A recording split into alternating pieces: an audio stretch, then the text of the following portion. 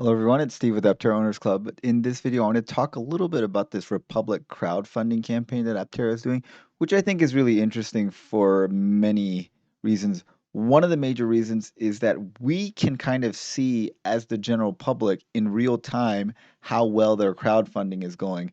And it's going pretty well, actually. If you go to Republic's website, you see that Aptera is one of the three that have the most traction in the past 3 days with Skybound, which is some company that does The Walking Dead and Invincible. It's a entertainment company, kind of like Marvel, I guess. Um, and then Aptera, and then Lexi. And then you can see the most popular crowdfunding things that show up on their first page, and Aptera is definitely on there.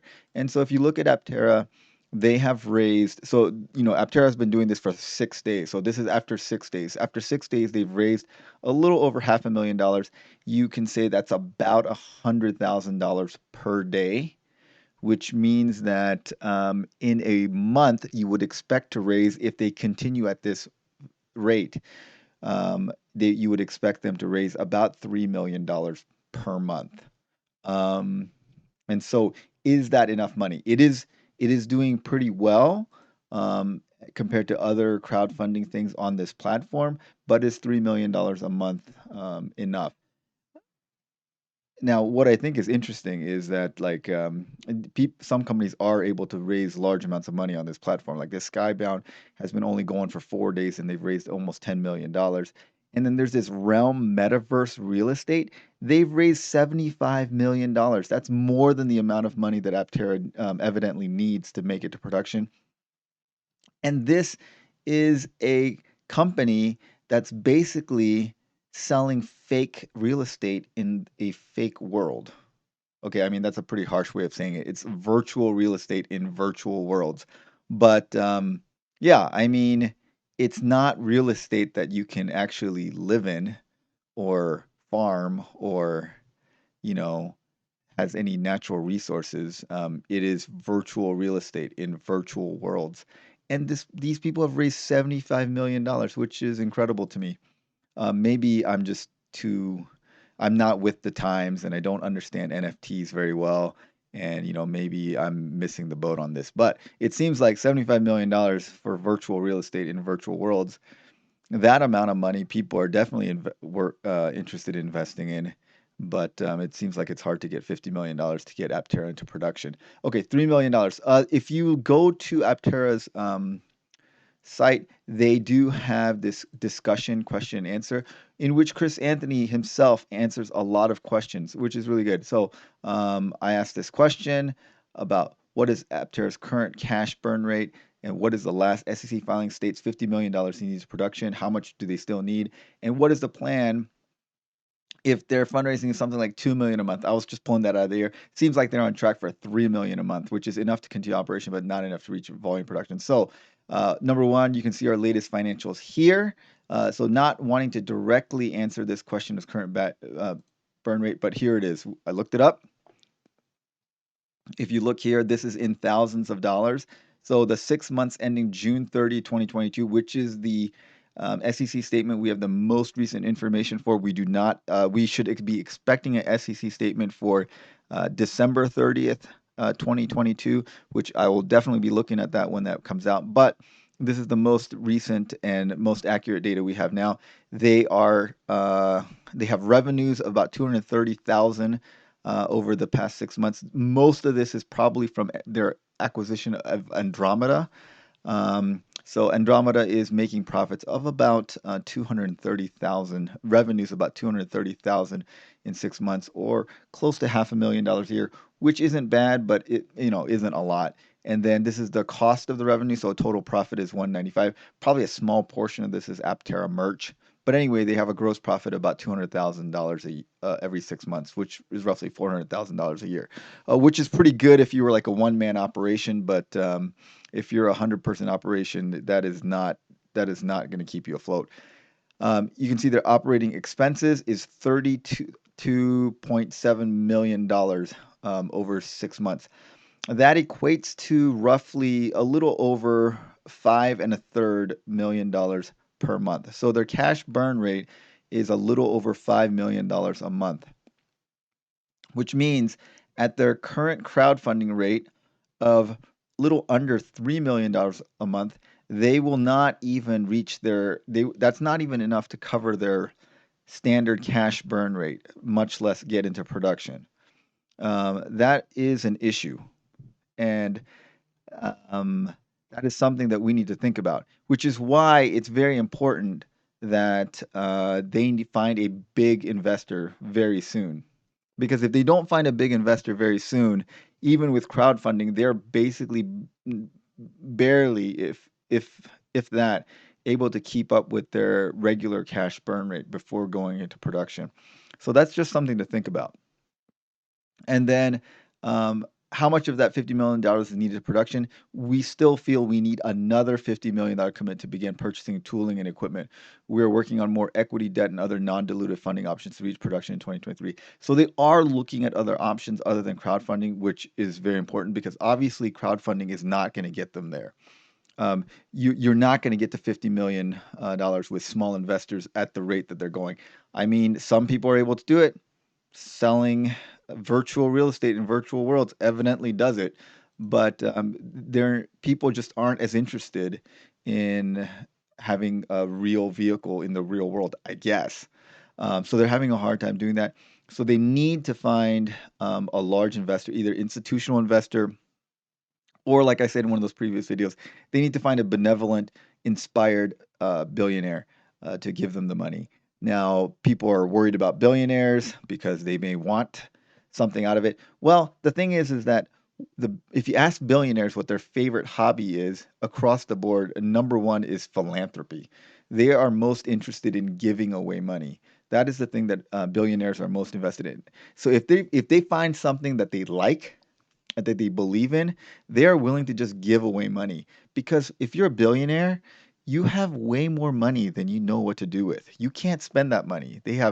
What they need is they need time. They want time. Billionaires, they don't want money. They want time, and they want like legacy, I think. And so if you survey billionaires, if you Google like billionaires' favorite hobbies, number one is philanthropy. All right, so I think if they get their Aptera in front of enough billionaires, I think you'll find at least one of them that may be just interested enough to just essentially donate investment without wanting too much control. And I think that they've probably found many investors that are willing to give them money, but they wanted a lot more control. And Chris and Steve have turned them down. That's my guess. My guess is that they've turned down investments because those people wanted too much control over the product, and Chris and Steve do not want to give up control like they did in the past. So they need to find a billionaire that's not wanting to change the direction of Aptera, but is willing to give them the money to make it a production because this crowdfunding is not gonna by current trends, it's not gonna they're not going to get to production. Okay, now this guy, whoever this guy is, Josh S, asked a lot of tough questions, which is good. So let's go through them together.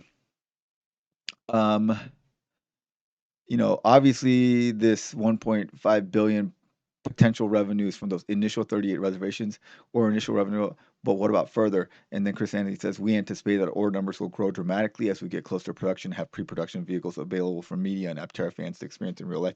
I believe that is true. Once they get production or get close to production, especially if they get to production, I think reservation numbers are going to go through the roof. They are not demand limited. They are production limited at this point, as is true for most EVs at this point. Most EVs are not demand limited; they're production limited. It's not that people don't want them; it's that they can't make them fast enough. Um, and then, how long would it take for you to manufacture 38,000 cars? So at a volume production rate, it would take 2 years to complete 40,000 Aptera, and this is the plural of Aptera. Um, when do you begin production? 9 months after we began purchasing production equipment and tooling.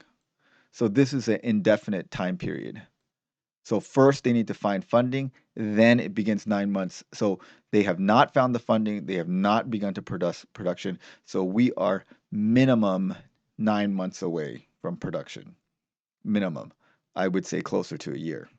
And that's kind of a best case scenario. What is your working thesis of annual sales and revenue? We believe we can ramp to selling at least 150,000 Aptera worldwide by 2028. Um, so this guy's saying that the current valuation of 800 million is pretty high. And if you think about it a certain way, it is. I mean, it is way higher than the valuation of like Archimoto or Electromechanica Solo or even Canoe. So, I mean, this is close to the valuation of Fisker. So it is a fairly high valuation. So he does have a point there. And but then Steve Anthony says we believe our valuation is justified by our vision, our team, our following, our IP, our progress, and market potential. So he thinks the valuation is justified, which of course you're going to think that if you're the founder. Um, how much will it cost to construct these initial 38,000 cars? So this is very interesting. He says they don't know how much it will cost until they are built, but their goal is to operate with 20% margins. So if they have 20% margins, that means they do have a lot of wiggle room on the price. So if they've built in a 20% margin on the initial pricing, I don't expect they'll have to increase prices very much to remain profitable on these. It's unclear how much more the cost is going to be with this move to the CPC group, which essentially before built parts for supercars, which are millions of dollars. So cost is not a huge problem for them, but in Aptera it is a problem. It is an issue that they need to deal with. So we don't know how much that price is going to increase, but they did plan for a 20% margin when they initially made these prices. So that's good to know. Um, let's see. He's asking where their production facility is. It's in Southern California, and then they're talking about the solar charging. Okay, so there you go. There's that. Here's another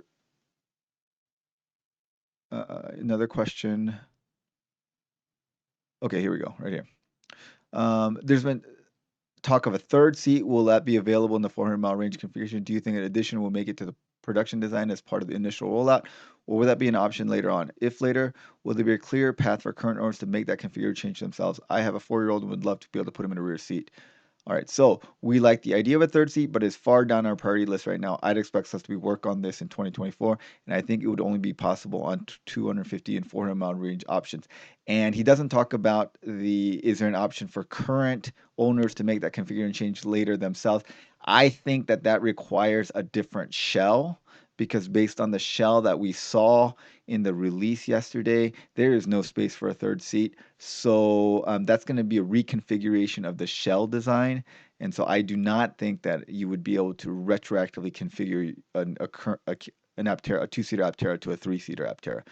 Okay, there has been talk of additional solar charging. I suspect this comes in the form of a fold-up panel that an owner can place to the vehicle for additional charging. Am I correct? If not, what is the thought on that? And has there been any estimation of the cost of this additional accessory? This is a very important question. This is a question that I've had. And those of us who are interested in going camping or boondocking with the Aptera, or possibly short-term living out of it while road tripping, that would be a very useful function. And so we were working on supplemental solar charging that you can set up for extra charging when traveling or camping. But this is another low priority item. We designed extra room to our solar charge controller, and we'll work on accessory kit once we're in production. Hopefully, it'll be a lightweight kit that can add another 1,000 watts or more to your charging capability. So they are aware of it. They are wanting to do it, but they're not working on it right now. They have so many other things to work on.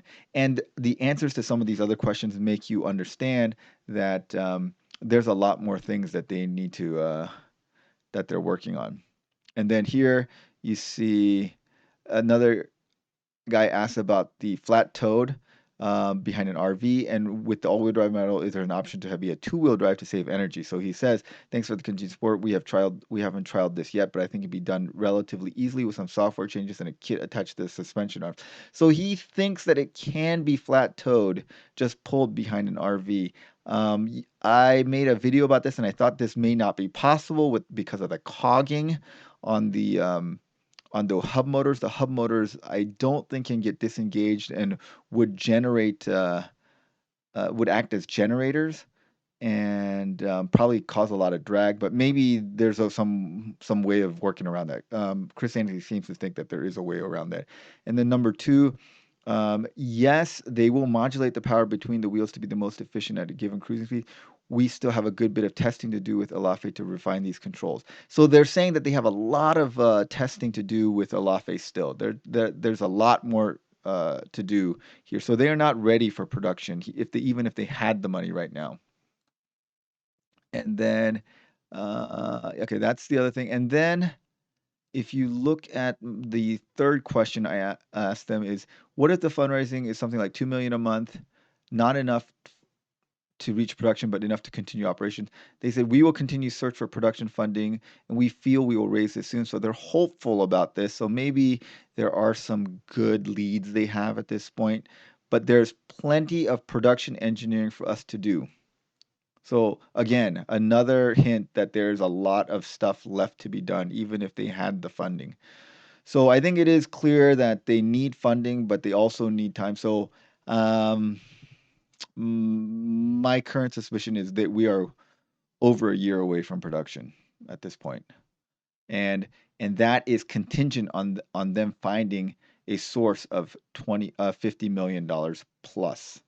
$50 million plus their current operations burn, which as of June 2023 was in the order of $5.5 million a month. And you can see that 6 months ending June of 30 of 2021, it was uh, their cash burn rate was about 1/10 what it is in June of this year. So their cash burn rate is going up. Now, they have downsized a bit, so their cash burn rate might be somewhat smaller, but I don't think it's significantly smaller than this. So uh, we are going to have to find a large investor, institutional or a single large investor, and that is pretty clear from the rate of fundraising. All right, well, tell me what you guys think in the comments below. Thanks for watching, everyone. Thanks to our supporting members, and have a great day.